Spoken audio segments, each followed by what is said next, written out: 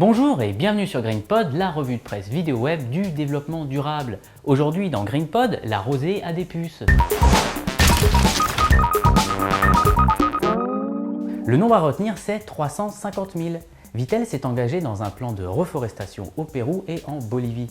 L'entreprise finance le plantage de 350 000 arbres tropicaux sur des zones qui avaient souffert de la déforestation, préservant ainsi la pureté de l'eau, de l'air et la biodiversité locale.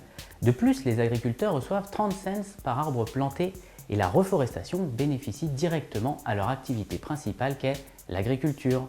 En effet, le cacao pousse mieux à l'ombre de la canopée. Boire la rosée fraîchement déposée du matin en bouteille d'eau, poétique n'est-ce pas? Eh bien ce sera aussi bientôt une réalité. Une technologie mise au point par un laboratoire commun entre le CEA, le SPCI et le CNRS, permettant de récolter les gouttes de rosée, serait sur le point de voir le jour. Une usine à rosée est même en cours de construction en Inde. Elle produit actuellement jusqu'à 350 litres d'eau potable par nuit lorsque les conditions sont réunies, à savoir un vent faible et une nuit claire. Cette usine dispose actuellement de 850 m² recouverts d'un isolant thermique qui condense la rosée qui est dirigée vers des bacs où l'eau est ensuite filtrée, puis désinfectée avant d'être mise en bouteille. À terme, ce gigantesque système de condensation devrait couvrir une superficie totale de 12 000 m², ce qui devrait permettre de récupérer 1200 à 6000 litres d'eau toutes les nuits. La production d'eau sur ce genre de surface pourra atteindre 0,7 litres par m². Vous le savez, l'eau impropre à la consommation cause des millions de morts chaque année à cause des maladies qu'elle véhicule. Un problème sur lequel des chercheurs du MIT ont planché.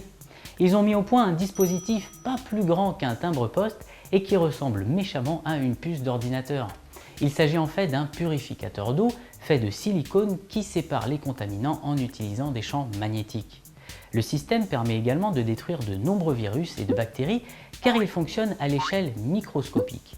Une fois monté en série, il pourrait filtrer jusqu'à 15 litres d'eau par heure. Sur les premiers tests effectués, on a utilisé l'eau de mer que l'on a délibérément contaminée avec des particules de plastique, du sang et des protéines. Eh bien, l'unité a éliminé plus de 99% du sel et des autres contaminants.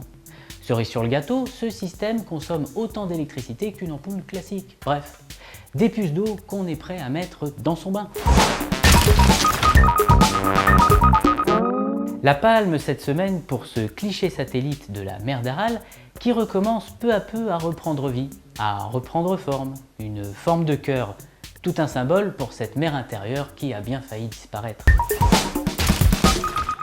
Voilà, GreenPod c'est terminé, mais on se retrouve très vite pour encore plus d'actu verte et durable. À bientôt!